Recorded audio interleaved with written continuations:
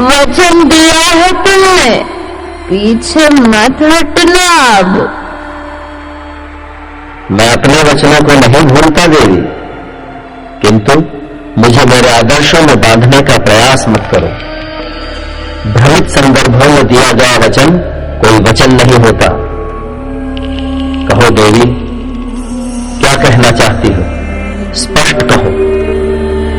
देखो राम, न तो तुम्हारे समान कोई पुरुष है और न मेरी तुलना किसी नारी से की जा सकती है। देखो, लगता है ब्रह्मा ने हम दोनों के मिलन के संकल्प को लेकर हमें बनाया है। इसे वासना का क्षणिक आवेश न मानो, मात्र मन का आकर्षण ही नहीं है। मैं तो इस प्रस्ताव के द्वारा ब्रह्मा के महान संकल्प को साकार करने का ही प्रयास कर रही हूँ। अपनी योग्यता के अनुरूप पति प्राप्त न होने के कारण ही मैंने आज तक विवाह नहीं किया है। इस प्रयास में सारे त्रैलोक्य को ढूंढ लेने पर भी मुझे असफलता ही मिली है। किंतु अब तुम्हें देखकर मन में कुछ संतोष की अनुभूति हो रही है राम। देवी, मैं तो विवाहित हूँ, किंतु ये जो सामने है मेरे अनुज है। ये भी कुमार है। यदि ये स्वीकार करें तो आप यहाँ रह सकते हैं।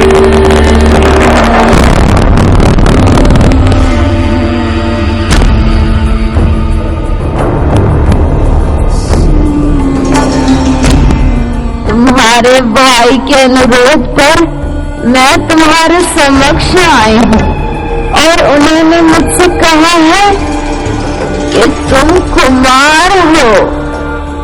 सुनो, तुम मुझसे विवाह कर अपने जीवन को सार्थक बनाओ। देखो, जिस क्षण से मैंने तुम्हें देखा है मैं तुम पर मोहित हो गई हूँ। मुझे स्वीकार करो। देवी, अनुरक्त तो मुझ में है और समर्पण उनके पास करने गई। ठीक कह रहे हो। सोचा था बड़े भाई के अविवाहित रहते तुम विवाह नहीं करोगे, उन्हीं से विवाह कर तुम्हारे निकट रहूंगी। और मुझसे विवाह कर किसके निकट रहना चाहती हो?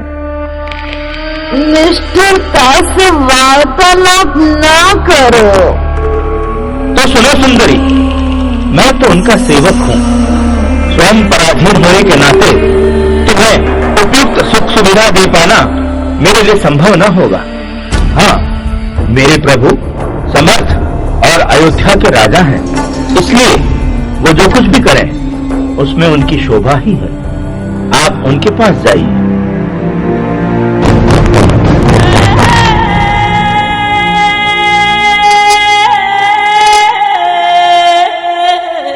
राम, यही उचित है। मुझे ग्रहण। लखन ने अपनी विनम्रता के कारण ही अपना परिचय दास के रूप में दिया है। वस्तुतः वो अयोध्या के यशस्वी राजकुमार हैं और जहां तक मेरा संबंध है, मैं तो अयोध्या के राज्य से वंचित कर दिया गया हूं। अतः मेरे साथ विवाह करने पर राजसी सुख वैभव का तो प्रश्न ही नहीं है। हाँ, सीता के सौतत्व का दुख तुम्हें अवश्य भोगना होगा।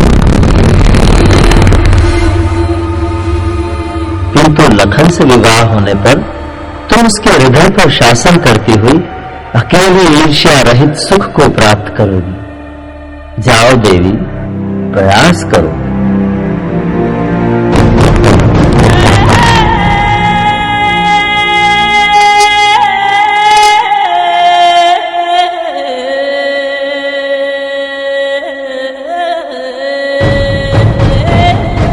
ठीक ही तो है।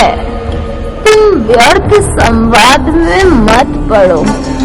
वीर, मैं तुम्हारी हूँ, विवाह की स्वीकृति दो। कैसी निर्लज्ज स्त्री हो! तुमसे विवाह वो ही कर सकता है जो तृण तोड़कर लज्जा का परित्याग कर चुका हो। तुम्हारी निर्लज्जता देखकर मुझे लज्जा आ रही है। ओह, तो अब मुझे वस्तु स्थिति का भान हुआ। तुम दोनों भाई मेरा परिहास कर रहे हो। राम, मेरे परिहास का आरंभ तुमने किया।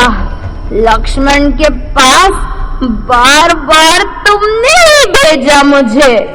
इसने मुझे उत्तर देने के पूर्व तुम्हें देखा था। तुम्हारे ही संकेत पर इसने मेरा अपमान किया है। मैं तुमसे बदला लेकर रहूंगी। राम, तुम इस कुरूप, ओछी, विकृत, धंसे पेट वाली वृद्धा का आश्रय लेकर मेरा विशेष आदर नहीं करते। अतः तुम्हारे देखते देखते मैं इस मानुषी को खा जाऊंगी और इस साथ के न रहने पर तुम्हारे साथ विचरण करूंगी।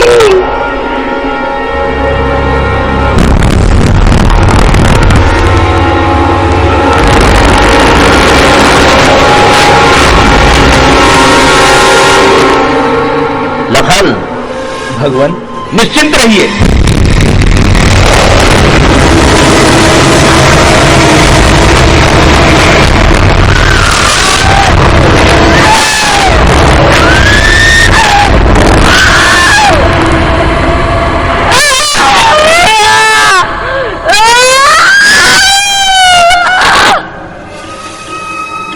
न्याय के अनुसार तो तेरा दंड सिवाय मृत्यु के और कुछ नहीं हो सकता, किंतु तू निशस्त्र स्त्री है और हमारे आश्रम में अकेली है, इसलिए वध नहीं करूंगा।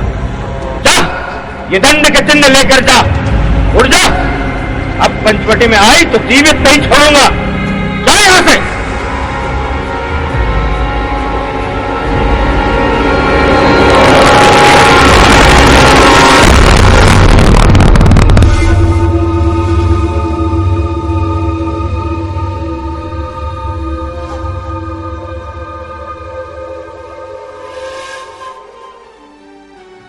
सीते, सहज हो जाओ।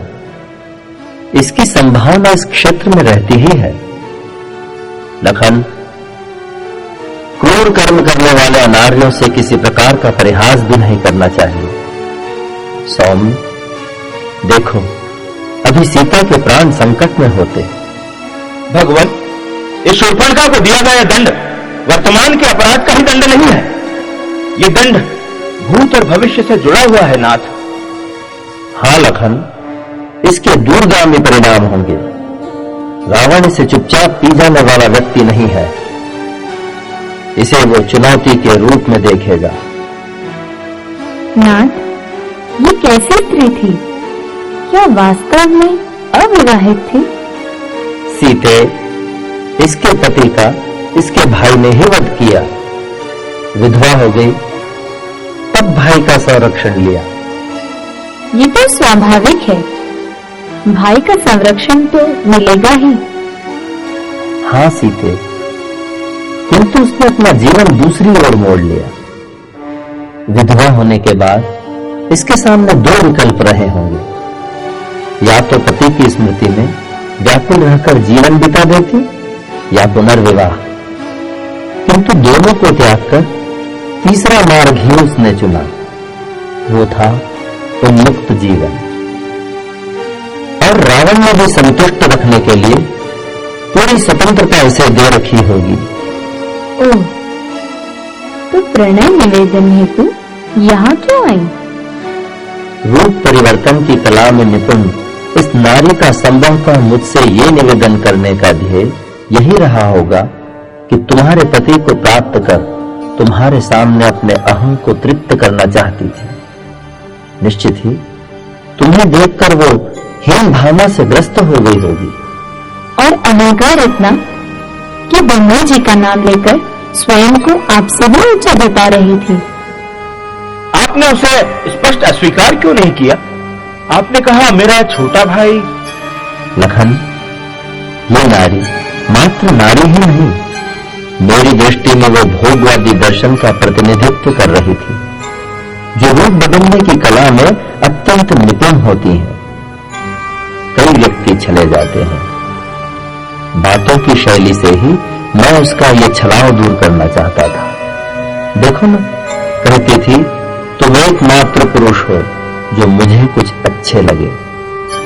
मैंने जैसे ही तुम्हारा संकेत किया, तुम्हारे पास चली आई, पुनः मेरे पास आ गई। तात्कालिक वासना की पूर्ति ही उसका उद्देश्य था। वैसे भी आसक्ति स्थिर नहीं रहती, स्थिर तो भक्ति ही रहती है। किंतु देव, आपने सौमित्र को कुमार बताया, ये तो विवाहित है। सीते, ये तो मात्र व्यंग्यात्मक परिहास था। वो विधवा होते हुए भी अपना परिचय कुमारी के रूप में दे रही थी। अतः लखन को कुमार कहकर मैंने उसके कुमारित्व पर व्यंग्य ही किया था। मेरा तो तात्पर्य यही था कि लंका और तुम्हारी भाषा में कौमार्य की यही परिभाषा है, तो लखन के कुमार होने में क्या संदेह है? किंतु लगता है भगवान, वो हास परिहास के संदर्भ में निपुण नहीं थी, अन्यथा बात को समझ अवश्य जाती। मूर्ख, किसका क्रोध किस पर निकाल रही थी? मां पर आक्रमण कर रही थी। लखन, शूर्पणखा आसक्ति है। उसे मालूम था जब तक सीता रूपी भक्ति यहां है, मुझे स्थान नहीं मिल सकता। और लखन, मैंने तुम्हारे 5 प्रश्नों के उत्तर में कहा था कि माया के 2 भेद हैं, विधा और अविधा। विधा मेरा बल पाकर सृष्टि का निर्माण करती है, और अविधा अत्यंत दुष्ट और दुख देने वाली माया है। आध्यात्मिक अर्थों में शूर्पणखा अविधा माया की प्रतीक है। जीव में भेद बुद्धि की सृष्टि करना इसका मुख्य कार्य है, किंतु यही वो मात खा गई, क्योंकि यहां ज्ञान और वैराग्य भक्ति के साथ उपस्थित थे। इनके समक्ष अविधा माया की आंतरिक कुरूपता प्रकट हो गई। माया की वास्तविकता समझने पर समस्त दुर्गुणों का नाश होता है। अविधा रूपी माया की प्रतीक शूर्पणखा का विरूप इसी बात का प्रतीक है कि अब दुर्गुण को समाप्त करने का समय प्रारंभ हो गया।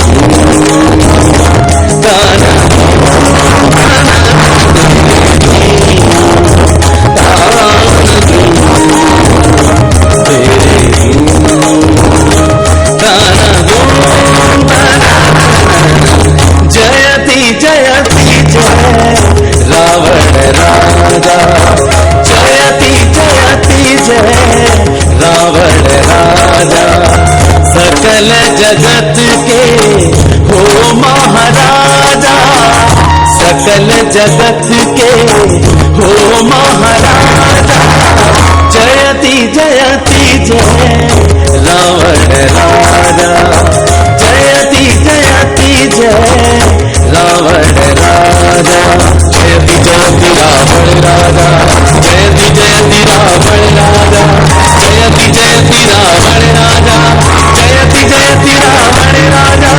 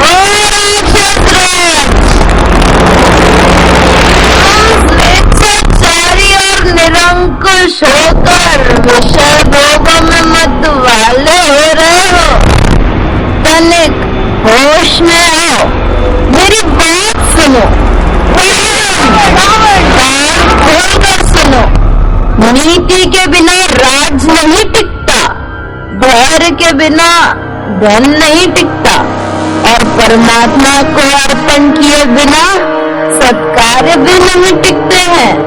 सुनो, विवेक के बिना विद्या नहीं टिकती, कुसंग करे तो सन्यासी का सन्यास नहीं टिकता, अहंकार किया जाए तो ज्ञान नहीं टिक सकता, मदिरा पान करो तो कुल की लज्जा शर्म नहीं टिकती, बुरी मंत्रणा वाले राजा की सत्ता नहीं टिकती, नम्रता के बिना प्रीति नहीं टिकती, अहंकार से गुण नहीं टिकते। ये नीति है। तुम होश में आओ, मेरी बात ध्यान से सुनो। मदमस्त मत हो रावण, तू संसार में सबको अपने से छोटा मानता है, किंतु सुन, कुछ व्यक्तियों को कभी छोटा नहीं मानना चाहिए। शत्रु को छोटा नहीं माना जाए, रोग को छोटा नहीं माना जाए, अग्नि को, सर्प को, पाप को और स्वामी प्रभु को कभी छोटा नहीं मानना चाहिए। रावण ये कब भयंकर बने कुछ नहीं कहा जा सकता। तेरे मस्तक पर कौन नाच रहा है? बिना अपराध के मेरी ये दशा है, क्या होगा मेरा और तेरा भी। तुम्हें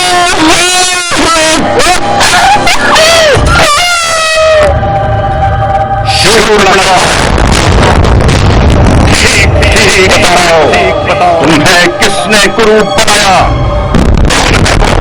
जिसने ये दशा की है तुम्हारी? अयोध्या के राजा दशरथ का पुत्र राम वन में शिकार को आया है, उनके साथ उसका भाई और स्त्री भी है। दोनों भाई बल और प्रताप लगता है सारी पृथ्वी को राक्षस विहीन करके छोड़ेंगे। उसके छोटे भाई ने मेरी नाक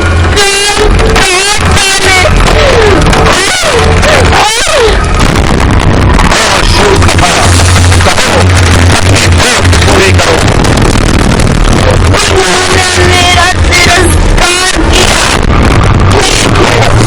किंतु जब तक मैंने परिचय नहीं दिया उन्होंने मेरा नहीं किया था।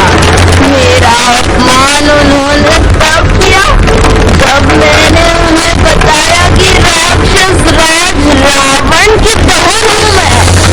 उन्होंने राक्षस राज का अपमान करने के लिए ही मेरे साथ ऐसा व्यवहार किया है। उन्होंने मेरी क्षति भी की है, मेरा अपमान भी। कल ही सैनिक अभियान की तैयारी होगी, राम और लक्ष्मण के टुकड़े टुकड़े होंगे, सारे जन स्थान को तहस नहस कर देंगे। रावण के विरुद्ध आवाज उठाने वाले को ऐसा दंड दिया जाएगा तो ठहराव देंगे। लोगों को ये मालूम नहीं राजनीति का खेल कितना भयंकर होता है। तुम चिंता न करो शूरता, जनता की सेना शीघ्र ही शीघ्र उपस्थान करेगी। एक बात कहूँ तो बुरा न माने भैया। कहो, कोई विशेष बात है? लंका की सेना को पंचवटी मत भेजो। युद्ध में राम को पराजित करना असंभव है। असंभव? रावण के लिए कुछ भी असंभव नहीं। आज समस्त देव, दैत्य और मानव शक्ति रावण से थर्राते हैं। राम कैसा भी योद्धा क्यों न हो, उसके पास सेना नहीं है। रथ नहीं है, दिव्यास्त्र नहीं है, सेना के पोषण के लिए धन नहीं है, राजनीतिक शक्ति नहीं है, और रावण के पास न व्यक्तिगत शौर्य की कमी है, न धन की, न सेना की, न शस्त्रों की, न राजनीतिक सत्ता की, और सबसे बड़ी बात है शूर्पणखा, ब्रह्मा और शिव मेरे बस में है। मेरा भी ऐसा भ्रम था, किंतु मैं अभी भी मानती हूँ पंचवटी में राम को पराजित नहीं किया जा सकता। क्यों? क्या है राम के पास? कौन सी शक्ति है? आज पंचवटी के जन जन में, पत्ते पत्ते में, कण कण में राम है। ये कैसे हुआ? मुझे सूचना तक नहीं मिली। इसी से तुम अपनी साम्राज्य शक्ति का मूल्यांकन कर सकते हो। मैं वहां थी तो भी मुझे सूचना नहीं मिली। कारण? हमारे गुप्तचर मदिरा में डूबे थे और हम मदिरा और अहंकार में। ओह, तो अब तुम क्या सोचती हो? राम को पंचवटी से निकाला जाए, युद्ध ऐसे स्थान पर हो जहां हमारा राज्य हो, हमारी प्रत्यक्ष शक्ति लंका के सिवाय कहीं नहीं। युद्ध राम की पूर्व विजय की घोषणा ही होगी। किंतु राम को लंका कैसे लाया जाए? आएगा राम आएगा। कैसे? तुम लाओगे। मैं? संभवतः तुम्हें ज्ञात नहीं, राम के साथ उसकी पत्नी भी है, अनिद्य सुंदरी है। वैसी सुंदरी सारे संसार में नहीं। तुम्हारे अंतःपुर की रानी उसकी दासी होने योग्य भी नहीं है भैया। इतनी सुंदर है? हाँ, राम यहाँ आएगा तभी उसकी पराजय संभव है। किंतु सीता यहाँ कैसे पहुँचे? तभी तो राम आएगा। तो सुनो, सीता का हरण करवा लो।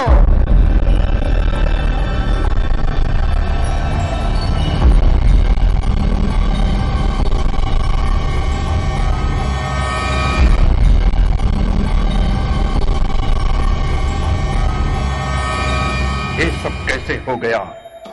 जन्म स्थान में मेरे विरोध में ये आवाज कैसे उठी?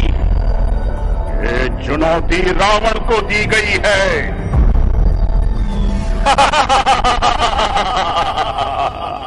देखो, मद के नशे में चूर हो और रह जाओगे। अब क्या सोच रहे हो? खरदूषण तिश्रा को कौन मार सकता है? सोचो, सिवाय राम के। और राम कौन? सिवाय कौन है राम? भूले मत बनो। सोचो, राम साक्षात ईश्वर हैं। नहीं, एक साधारण निर्वासित वनवासी युवक राम से रावण भयभीत नहीं होगा। युद्ध होगा, पैर ठनेगा, सीता हरण होगा। रावण को अब कोई नहीं रोक सकता। सीता लंका में आएगी, अवश्य आएगी, लेकिन विरोध होगा इसका। यह अन्याय है। अपनी कामना में सारी लंका की प्रजा को मत झोंको, विनाश का कारण मत बनो। कौन रोकेगा मुझे? किसमें हिम्मत है लंका में जो मुझे रोक सके? लेकिन विभीषण का क्या होगा? उसे तो अवश्य उचित अनुचित का भान होगा। कौन चिंता करता है उस विभीषण की? लेकिन सीता हरण को कौन जाएगा? मैं जाऊंगा। अकेले? क्यों? मारे जाओगे? नहीं नहीं, एक व्यक्ति मेरा साथ देगा। एक तो साहसी है, एक मारीच, माया मारीच। ओ, सोचो रावण, एक बार पुनः विचार करो। राम का ब्रह्मत्व स्वीकारो। सीता आद्य शक्ति है। मूर्ख, कोई नादानी न करना। मुझे परेशान न करो। ब्रह्म होंगे तो उनके हाथों मारा जाऊंगा। इस तामस देह से अब भजन असंभव, असंभव। ये निराशावाद की भाषा है। ईश्वर तक ये स्वीकारते नहीं। जो भी होगा मैं तो यही करूंगा। मैं लंकाधिपति हूं। नहीं, एक व्यक्ति मेरा साथ देगा। एक दुस्साहसी है, मारीच, मायाधारी मारीच।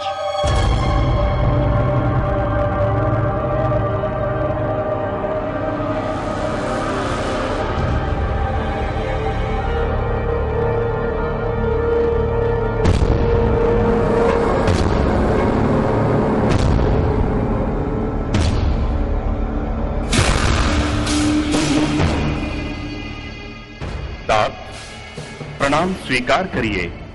मैं रावण। ओहो, राक्षस राज, ये प्रणाम प्रणाम मत करो। क्यों? ऐसे ही जब कुछ लोग प्रणाम करें तो ठीक नहीं होता राजन। राजा प्रणाम करे तो दुविधा होती है। आने का प्रयोजन कहिए। आप इतने उद्विग्न क्यों हैं? तात मारीच, मैं सब बताता हूं। मैं बहुत दुखी हूं। क्यों? आप सुनिए। इस समय मुझे सहारा देने वाला आपसे बढ़कर और कौन हो सकता है? तात, आप तो जानते हैं, दंडकारण्य में खरदूषण, त्रिशरा और शूर्पणखा सुखपूर्वक मेरे आश्वासन पर रह रहे थे। अयोध्या के निष्कासित राजकुमार राम ने उन्हें मार डाला, शूर्पणखा को कुरूप बना दिया। अब मेरी कामना है कि राम? हाँ, मैं जानता हूं। जानते ही होंगे, आप भी तो पीड़ित रहे हैं उससे। हाँ, लेकिन अब तुम क्या चाहते हो? मैं बदला लेना चाहता हूं। उसकी देवकन्या सी सुंदर स्त्री का यहां से अपहरण कर लंका ले जाना चाहता हूं। तो मैं? आप मेरी